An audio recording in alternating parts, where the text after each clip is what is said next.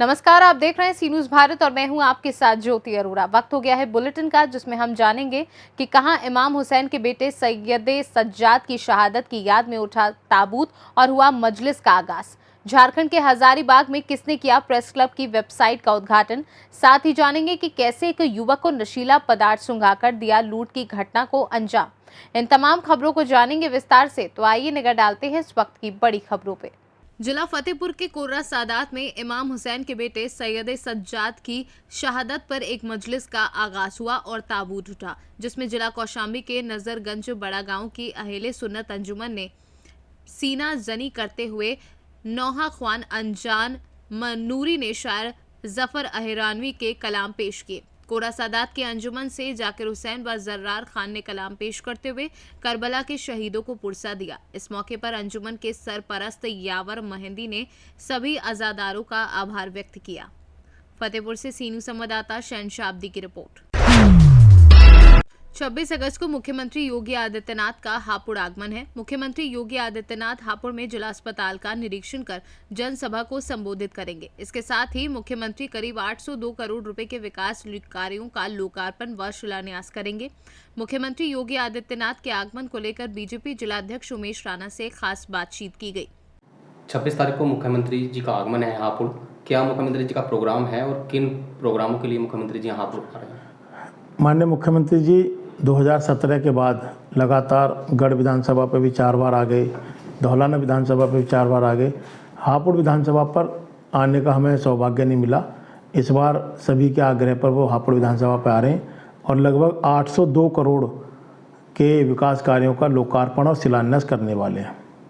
तो इसके अलावा और क्या क्या प्रोग्राम रहेगा हापुड़ का मुख्यमंत्री जी का? इसके अलावा जो हमारा संयुक्त जिला चिकित्सालय है उसका निरीक्षण करेंगे और जनपद के जनप्रतिनिधिगण संगठन के साथ एक फीडबैक लेंगे कि यहाँ पे जो विकास कार्य हैं उनकी गति कैसी है, यहाँ का जो अधिकारीगण हैं उनका व्यवहार कैसा है जनता के साथ, उनका जो सरकार की नीतियाँ हैं उनको नीचे तक पहुँचाने में क्या भूमिका है।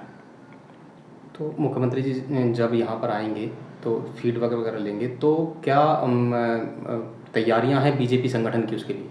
हमारी पूरी तैयारियां हैं। जैसा कि आपको जानकारी है कि परसों रात को लगभग 11 बजे कार्यक्रम कंफर्म हुआ है और परसों रात 11 बजे से ही भारतीय जनता पार्टी हापुड़ पूरे सक्रियता के साथ इस कार्यक्रम में लग गई है। कल पूरे दिन, आज पूरे दिन पूरा संगठन बूथ तक का सक्रियता के साथ इस जनसभा को सफल करने में और माननीय मुख्यमंत्री जी के स्वागत में लगा हुआ है। तो कितनी भीड़ जनसभा में होगी? मुझे लगता है 50,000 से ज़्यादा भीड़ रहने वाली है। जनता उनको सुनना चाहती है, उन्हें देखना चाहती है। जनता को जिसको मालूम चला है वो अपने आप ही सभा स्थल पर पहुंचने के लिए उत्सुक है। अच्छा, आप जिलाध्यक्ष हैं और मुख्यमंत्री जी आएंगे, अधिकारियों के बारे में फीडबैक भी लेंगे, तो क्या संगठन के किसी पदाधिकारी की किसी अधिकारी के लिए कोई शिकायत है जो आप मुख्यमंत्री जी तक पहुंचाएंगे? नहीं, हालांकि फीडबैक हर 15 दिन महीने भर में हमसे लगातार हमारे पास से जाती है ऊपर शासन स्तर पर, और उसमें जो शासन के मंशा के अनुरूप जो अधिकारी काम नहीं करता उसके खिलाफ कार्रवाई भी होती है।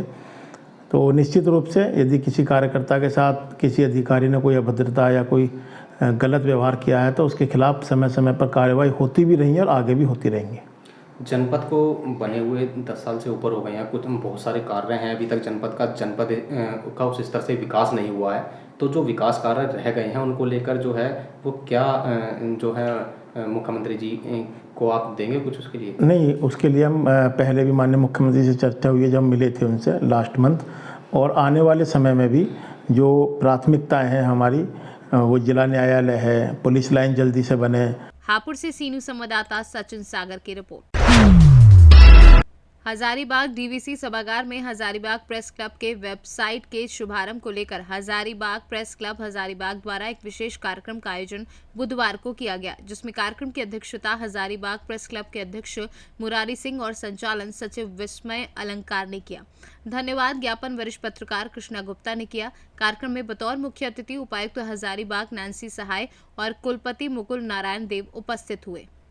जबकि विशिष्ट अतिथि के रूप में पूर्व विधायक मनोज कुमार यादव, प्रसिद्ध साहित्यकार सह शिक्षाविद सुबोध सिंह शिवगीत, सुकल्याण मोइत्रा, आरोग्यम हॉस्पिटल के निदेशक हर्ष अजमेरा, बार काउंसिल हजारीबाग के अध्यक्ष राजकुमार राजू सहित अन्य लोग शामिल हुए। सर्वप्रथम अतिथियों का स्वागत पौधा देकर किया गया। उसके बाद अतिथियों ने बारी बारी से दीप प्रज्वलित कर कार्यक्रम की शुरुआत की। झारखंड से सी न्यूज संवाददाता परमानंद कुमार राणा की रिपोर्ट। मामला बरसाना थाना के अंतर्गत जानू गांव का है, जहां पूजा पत्नी जीतू नामक महिला द्वारा कीटनाशक दवा का सेवन करने से तबीयत बिगड़ी। हालत खराब होने पर महिला ने 108 एम्बुलेंस सहायता को फोन किया। मौके पर पहुंची एम्बुलेंस को महिला चेत अवस्था में घर पर मिली, जिसको लेकर बिना समय गंवाए एम्बुलेंस कर्मियों द्वारा महिला को सामुदायिक केंद्र गोवर्धन पहुंचाया, जहां प्राथमिक उपचार के बाद महिला को बेहतर इलाज के लिए जिला अस्पताल मथुरा रेफर किया है। आज एक महिला आई है यहाँ पर जिसका जरखोराई का सा मामला लग रहा है, क्या कुछ मामला था सर? ये जानू से एक महिला आई थी जिनका नाम पूजा वाइफ ऑफ जीतू है और जानू की रहने वाली है। इन्होंने 108 एम्बुलेंस की सहायता लेते हुए यहाँ पे सामुदायिक स्वास्थ्य केंद्र पर आई थी, जिन्होंने एक अनजान पदार्थ लिया था जैसा वो बता रही थी। उसको प्राथमिक उपचार करने के पश्चात जिला चिकित्सालय विशेषज्ञ राय हेतु हमने संदर्भित कर दिया है। वर्तमान में अभी जिला चिकित्सालय में अपना इलाज प्राप्त कर रहे हैं।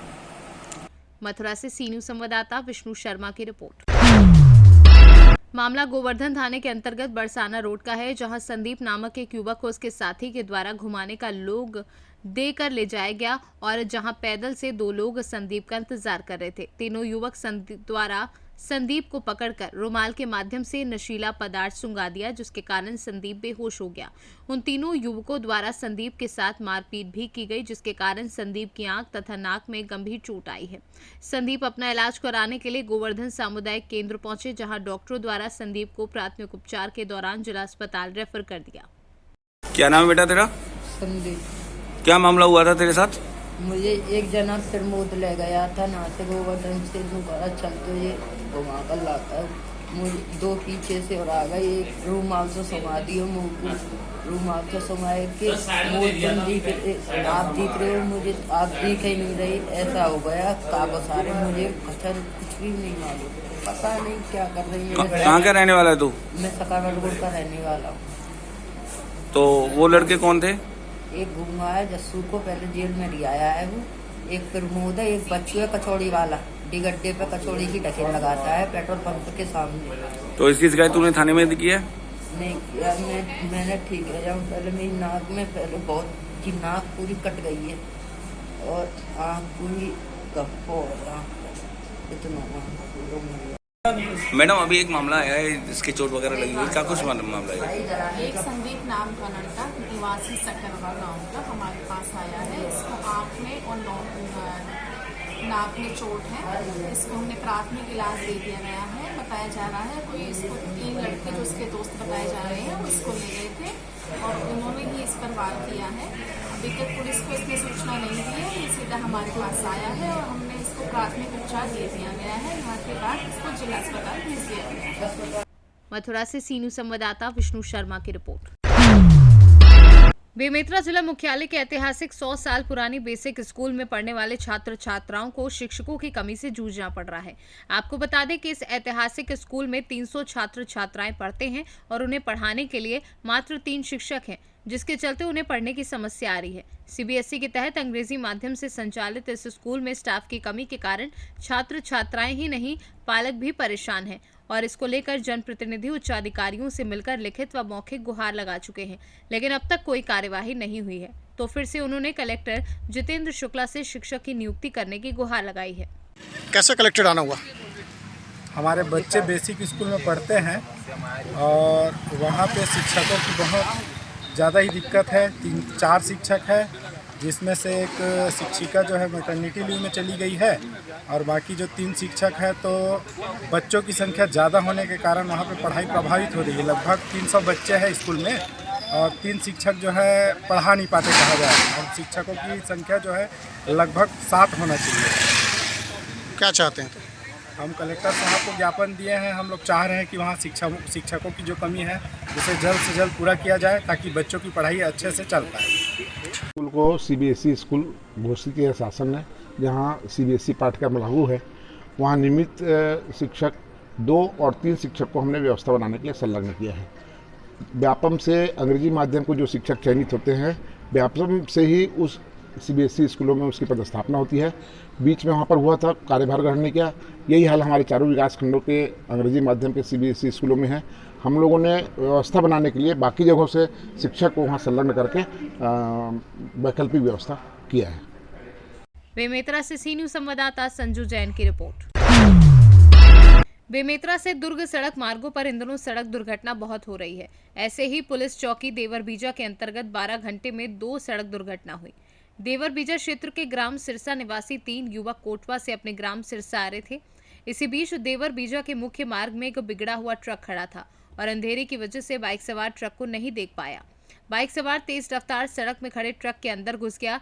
बाल बाल बचे बाइक सवार। ऐसी ही दूसरी सड़क दुर्घटना सुबह हुई, जहां मुर्गी दाना लेकर आ रही गाड़ी का सामने का टायर फटने से सीधे खेत में जा घुसा। दोनों सड़क दुर्घटना में अनहोनी घटना होते होते बच गई। पाछा टायर पहले फूटा भैया, उसके बाद बचा रहा था, इस गाड़ी देखा तो उसके बाद सामने टायर फटा ना, उस गाड़ी में टकराया, गाड़ी इधर घुस गया। किसी कुछ हाथ हुआ है? नहीं भैया। क्या नाम है? उपचंद। कहाँ से आ रहे थे? राजनांदगांव। जा कहाँ रहे थे? बिलासपुर। क्या भरा है इसमें? मुर्गी दाना। बेमेतरा से सीनू संवाददाता संजू जैन की रिपोर्ट। हरदोई पुलिस अधीक्षक राजेश द्विवेदी द्वारा बताया गया कि जनपद में कुछ जगहों से चर्चा हुई है कि बच्चा चोर व चोर की अफवाहों पर ध्यान न दे। ऐसी कोई संदिग्ध दिखाई दे तो डायल 112 व पुलिस थाने को सूचना दे। कानून अपने हाथ में न ले। सभी थाना अध्यक्षों को अलर्ट कर दिया गया है। किसी भी प्रकार की अफवाहों पर ध्यान न दे। अपने हाथों से कोई मारपीट न करे। लोगों को दिशा निर्देश देंगे।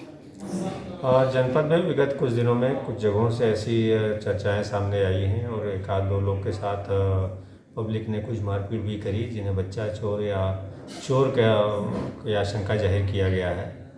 तो इसमें मेरी अपील है लोगों से कि कानून अपने हाथ में न लें। यदि कोई सूचना मिलती है तो पुलिस को दें। मेरे द्वारा अपने सभी थानाध्यक्षों और प्रभारी निरीक्षकों को अलर्ट कर दिया गया है। PRVs 112 की गाड़ियाँ भी सतर्क घूम रही हैं। कहीं ऐसी सूचना हो आप हमें बताएं, 112 डायल करें या पुलिस को डायल करें, हमारे द्वारा तत्काल एक्शन लिया जाएगा। अपने हाथों से स्वयं कुछ न करें। हरदोई से सी न्यूज़ संवाददाता जितेंद्र कुमार की रिपोर्ट। इस वक्त की बड़ी खबर मोतिहारी से आ रही है, जहां बैंक लूटने आए 2 बदमाशों को बैंक कर्मियों और पुलिस ने पकड़ लिया। वहीं लूटे गए 15 लाख रुपए भी बरामद कर लिए हैं। मामला मोतिहारी के पहाड़पुर थाना क्षेत्र के संटाहा चौक स्थित PNB बैंक का है, जहां बैंक में आम दिनों की तरह खुला था और खाता धारक आकर पैसा जमा निकासी कर रहे थे। इसी बीच 2 बाइक पर सवार हथियारबंद 6 अपराधी बैंक में घुसकर कर्मियों को हथियार का भय दिखाकर बैंक लूटने लगे।